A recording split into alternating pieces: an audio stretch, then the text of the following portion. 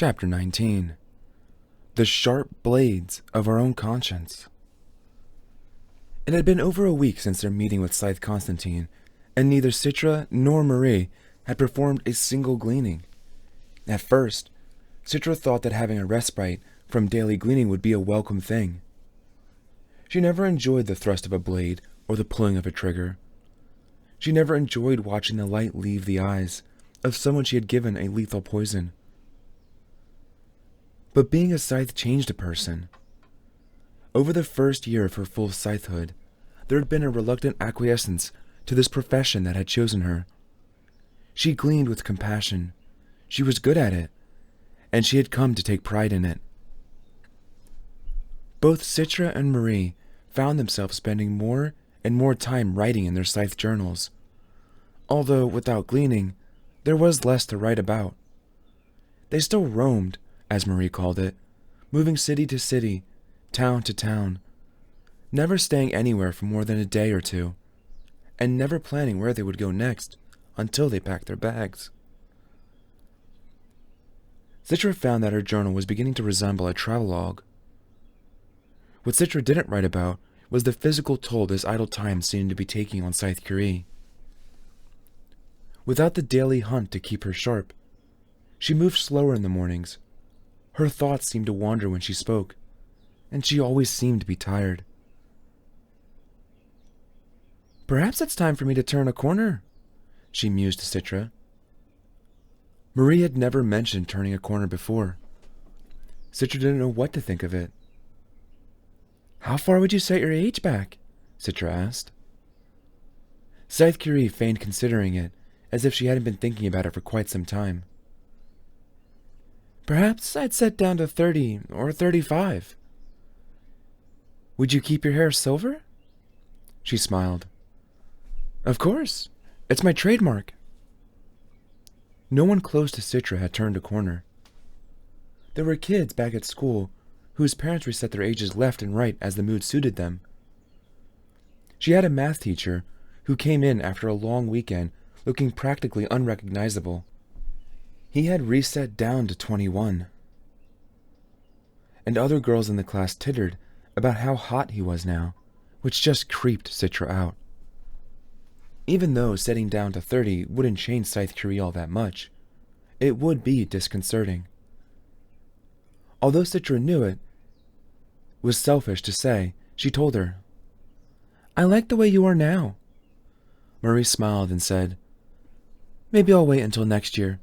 A physical age of 60 is a good time to reset. I was 60 the last time I turned a corner."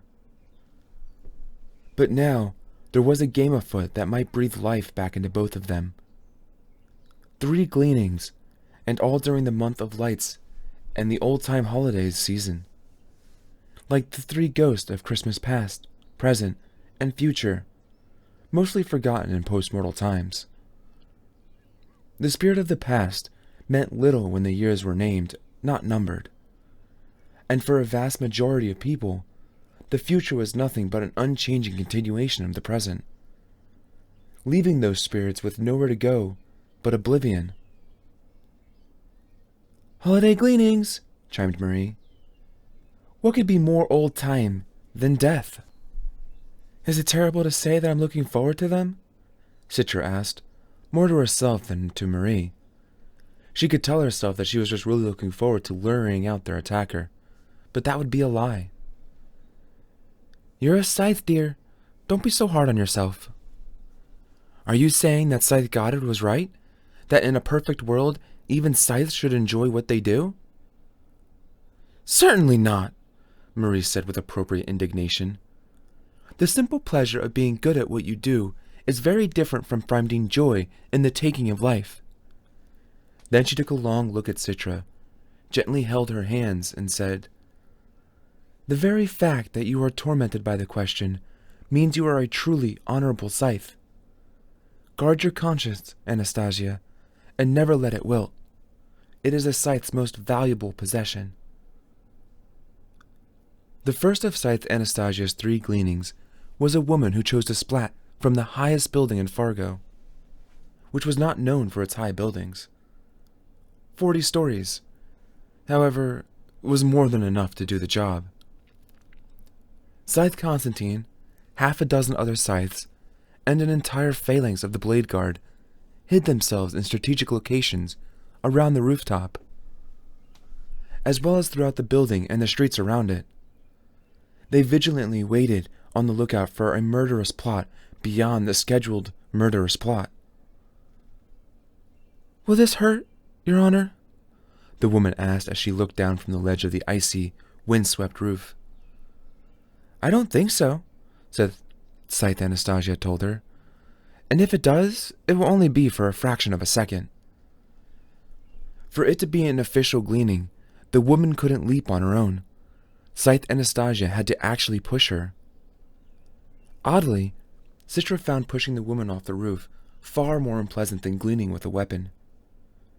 It reminded her of that terrible time, when she was a child, that she had pushed another girl in front of a bus.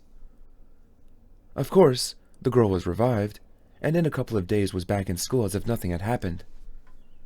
This time, however, there would be no revival. Scythe Anastasia did what she had to do.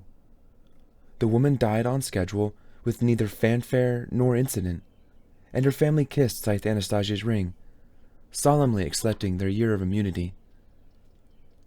Citra was both relieved and disappointed that no one had come out of the woodwork to challenge her.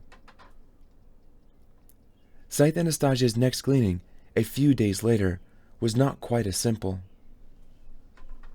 "I wish to be hunted by crossbow," the man from Bruce City told her. "I ask that you hunt from sunrise to sunset in the woods near my home." "And if you survive the hunt without being gleaned?" Citra asked him. "I'll come out of the woods and allow you to glean me. But for surviving the full day, my family will receive 2 years of immunity instead of just 1. Scythe Anastasia nodded her agreement in the stoic and formal manner she had learned from Scythe Curie. A perimeter was set up to mark the boundaries within which the man could hide.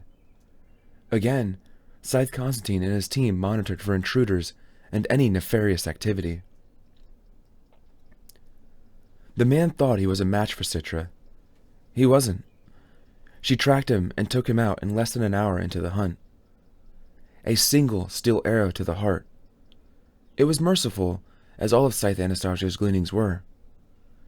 He was dead before he hit the ground. Yet, even though he hadn't made it through the day, she still gave his family 2 years of immunity. She knew she'd catch Helford and Conclave, but she didn't care. Through the entire gleaning, there was no sign of any plot or conspiracy against her. "You should be relieved, not disappointed," Scythe Curie told her that night. "It probably means that I was the sole target, and you can rest easy." But Marie was certainly not resting easy, and not just because she was the probable target.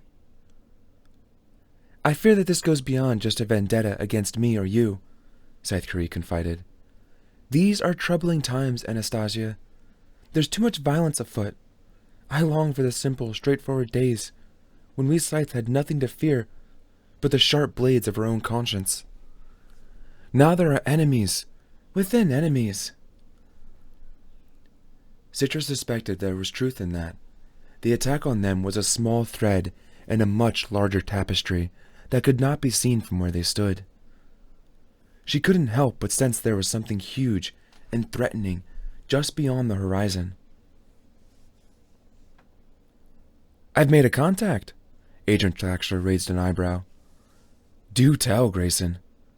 "Please, don't call me that. Just call me Slade. It's easier for me." "All right then, Slade. Tell me about this contact of yours." Until today, their weekly probation meetings had been uneventful. Grayson reported on how well he was adapting to being Slade Bridger, and how effectively he was infiltrating the local unsavory culture. "They're not so bad," Grayson had told them. Mostly." To which Traxler had responded, "Yes, I found that in spite of the attitude, unsavories are harmless. Mostly." Funny then, the ones who were not harmless were the ones Grayson was drawn to. The one. Purity. "There's this person," he told Traxler. This person who offered me a job. I don't know the details of it, but I know that it's in violation of Thunderhead law. I think there's a whole group of people operating in a blind spot." Traxler took no notes. He wrote nothing down. He never did. But he always listened intently. "Those spots aren't blind anymore once someone's watching," Traxler said. "So, does this person have a name?" Grayson hesitated. "I haven't found out yet," he lied. "But what's more important are the people she knows." "She?" Traxler raised that eyebrow again, and Grayson silently cursed himself. He had been trying as hard as he could not to reveal anything about Purity. Not even her gender.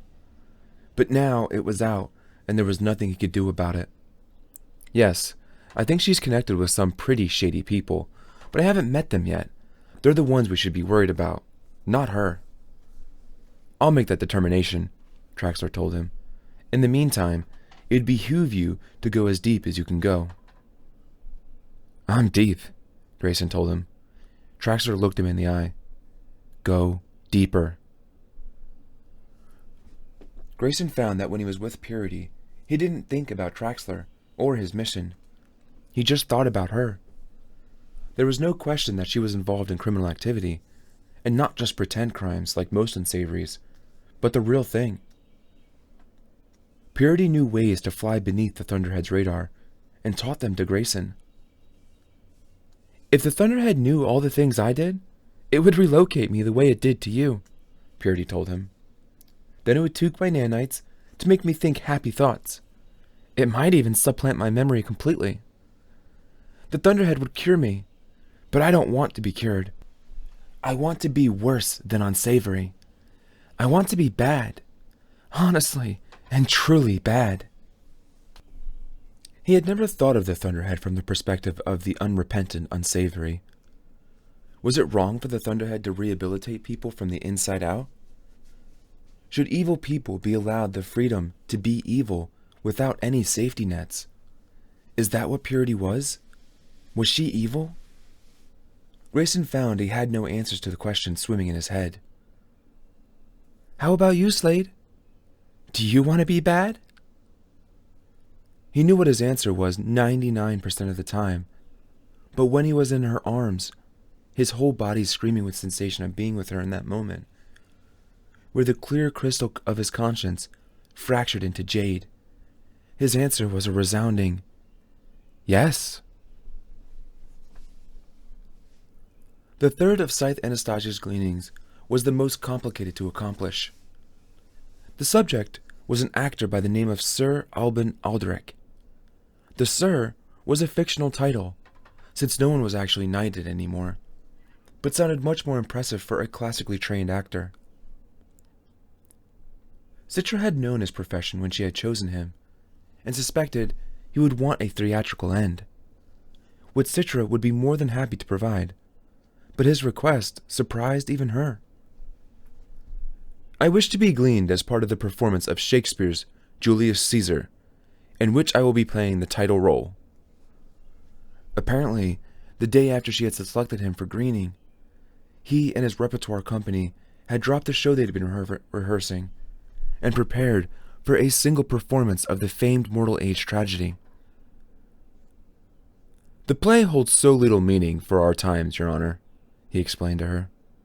"But if Caesar doesn't just pretend to die, if instead he is gleaned and the audience witnesses it, perhaps the play will linger with them, as it must have in the age of mortality." Scythe Constantine was livid when Citra explained the request to him. "Absolutely not. Anyone could be in that audience." "Exactly," Citra told him. "And everyone there will either work for the theater group or have pre-purchased tickets, which means that you can vet everyone before the night of the performance. You'll know if there's anyone there's not supposed to be." "I'll need to double the contingent of undercover guards. Sir Narcodes won't like it." "If we catch the culprit, he'll love it," Citra pointed out, and Scythe Constantine couldn't disagree. "If we go through with this, I will make it clear to the High Blade that it was at your insistence. If we fail, and your existence is ended, the blame will be yours, and yours alone." I can live with that. No, you won't. We have a job, Purity told Grayson. The kind of job you've been looking for. It's not exactly going over the falls in a raft, but it's a thrill that's going to leave a whole lot of legacy. It was an inner tube, not a raft, he corrected. What kind of job? He found himself as wary as he was curious. He had become accustomed to the pattern of life now. The days moving through unsavory circles, and the nights with Purity. She was a force of nature, as nature was in the old days. A hurricane before the Thunderhead knew how to diffuse its devastating power. An earthquake before it knew how to redistribute its violent shaking into 1,000 small tremors. She was the untamed world, and although Grayson knew he saw her in absurd shades of grandeur, he indulged it, because lately, indulgence was what he had become about. Would this job change that? Agent Traxler had told him to go deeper. Now, he was so deep in his own unsavoryism, he wasn't quite sure he had wanted to come up for air. We're gonna mess with everything, Slade. We're gonna mark the world like animals do, and leave behind a scent that'll never go away. I like it, but you still haven't told me what we're going to do. Then she smiled, not her usual sly grin, but something much broader and much more frightening. Much more alluring. We're gonna kill us a couple of scythes. My greatest challenge has always been to take care of every man, woman, and child on a personal level. To always be available. To continuously see to their needs, both physical and emotional. And yet to exist far enough in the background as not to step on their free will. I am the safety net that allows them to soar. This is the challenge I must rise to every day. It should be exhausting, but exhaustion is not a thing I am capable of feeling. I understand the concept, of course, but I do not experience it. This is a good thing, for exhaustion would hinder my ability to be omnipresent. I am most concerned for those to whom, by my own law, I cannot speak. The scythes, who have no one but each other. Unsavories, who have either slipped temporarily from a more noble life, or have chosen a lifestyle of defiance. But although I am silent, this doesn't mean that I don't see, or hear, or feel profound empathy for their struggles due to the poor choices they make, and the terrible things that they sometimes do.